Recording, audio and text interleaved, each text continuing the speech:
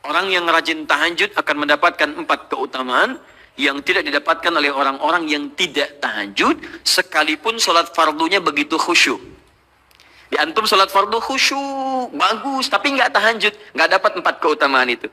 Ini sudah saya bahas panjang lebar di pertemuan lalu, saya hanya sebutkan cepat saja. 1, Allah akan mengangkat karir, pekerjaan atau aktivitasnya di tempat yang terbaik. Ya, jadi kalau antum misalnya pengusaha atau orang karir di kantor dan sebagainya, itu akan cenderung kemudian ditolong oleh Allah, diangkat ke tempat yang terbaik. Terbaik itu tidak harus puncak yang paling tinggi, direktur tidak misalnya. Tapi tempat yang bisa membuat nyaman hidup Anda, sholat bisa nyaman, bergaul juga nyaman, dan tenang kehidupannya. Mungkin level Anda nggak sampai puncak ya direktur utama, mungkin direktur 1, 2 gitu ya. Tapi Anda dijauhkan dari hal-hal yang maksiat, dijauhkan. Sholatnya enak, punya ruangan nyaman dan sebagainya.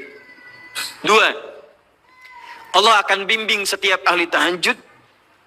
Allah akan bimbing sehingga menjalani awal pekerjaannya dengan begitu mudah. Ya Rabbi adkhilni mudkhala sidqin.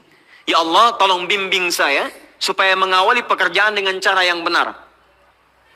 3, awas hati-hati. Anda memang posisi tinggi, sekarang dapat proyek. Apakah setiap yang dapat proyek menjalani pekerjaannya dengan benar? Belum tentu. Jangan tinggi-tinggi lah. Maaf ya, apakah orang tua yang sekarang menyekolahkan anaknya ke tempat belajar menjalani awalnya dengan benar? Hati-hati ya Bu ya, Pak. Bapak Ibu menyekolahkan anak dengan awal yang salah, maka memberikan jalan keburukan ketika dia belajar.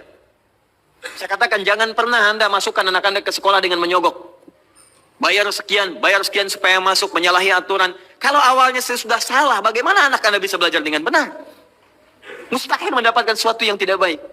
Yang baik itu mustahil didapatkan. 3, wa akhrijni mukhrajas sidqin.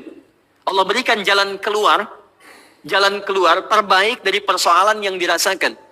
Di ahli tahajud itu setiap punya masalah, bukan nggak dapat masalah ya, bukan tidak bermasalah hidupnya.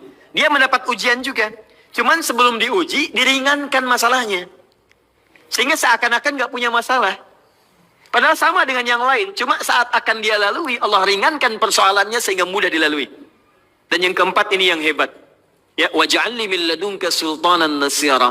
Allah akan tolong langsung orang ini ketika ada lingkungan sekitar yang akan menyakiti atau menjahilinya.